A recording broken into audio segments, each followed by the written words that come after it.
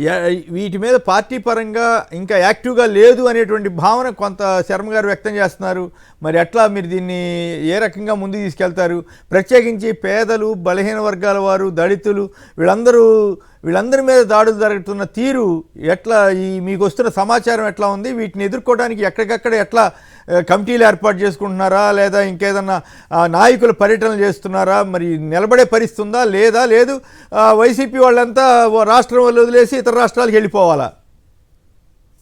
ఖచ్చితంగా అండి. ముఖ్యమంత్రి మన జగన్మోహన్ రెడ్డి గారు దీని మీద అందరితో లీగల్ టీమ్ తో కూడా చర్చలు జరుపుతా ఉన్నారు. మీరు అన్నట్టు కమిటీలు ఆల్రెడీ ఈ పాటికే జిల్లాల వారిగా కమిటీలు వేశారు. ఆ కమిటీ మెంబర్లు కూడాను కొన్ని చోట్ల ప్రారంభమయ్యారు. వెళ్ళి ఈ యొక్క బాధితుల్ని ఓదారుస్తూ సంబంధించిన వాళ్ళని పోలీస్ స్టేషన్ లో కూడా వాళ్ళ మీద ఒత్తిడి తెస్తూ కేసులు కట్టించేస్తూ ఎవరు కూడాను మన పార్టీ సైడ్ నుంచి కూడాను వైఎస్ఆర్ కాంగ్రెస్ పార్టీ సైడ్ నుంచి కూడా ఎవరు కూడా భయపడకూడదు.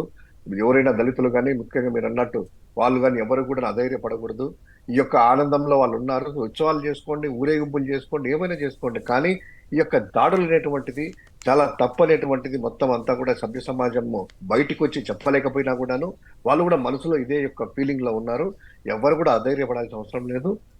ఈ హైకోర్టుకి మీరు అన్నట్టు హైకోర్టుకి కానీ ఆ యొక్క ఏ విధంగా కేసులు వేయాలి, ఎఫ్ఐఆర్లు ఎందుకు కట్టకూడదు అనేటువంటిది కూడా దాని మీద కూడాను నిన్న ఆదివారం కూడా చర్చించలేము. ఈ రోజు కూడా నాకు తెలిసి బహుశా ఆ యొక్క దీని గురించి చర్చ జరిపించేసేసి ఏ విధంగా ఈ యొక్క దాడుల్ని మనము ఆపాలి, ఏ విధంగా వాళ్ళకి ఓదార్చాలి, ఏ విధంగా ధైర్యం ఉండాలి అనేటువంటి విషయం మీద అంతా కూడా క్లుప్తంగా ఉంది.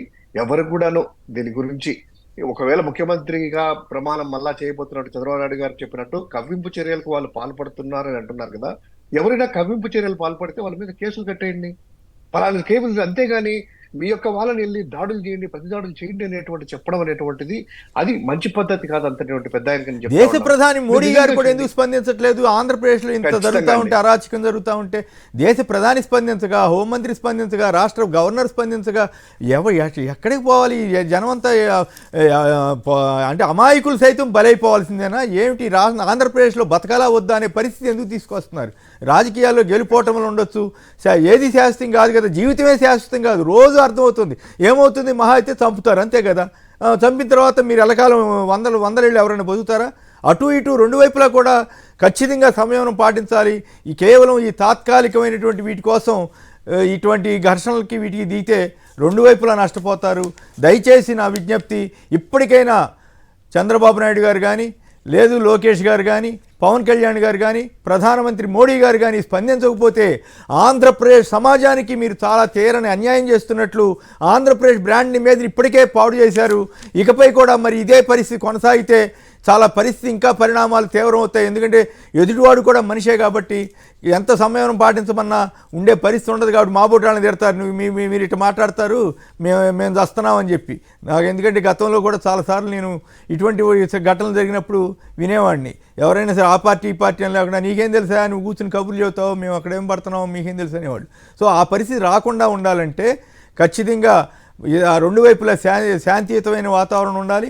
ప్రత్యేకించి అధికార పార్టీ విషయంలో ఈ రకమైనటువంటి అరాచకాలకు దిక్కుండా జాగ్రత్త పడి అందరినీ కలుపుకు వెళ్లే ప్రయత్నం చేయాలి.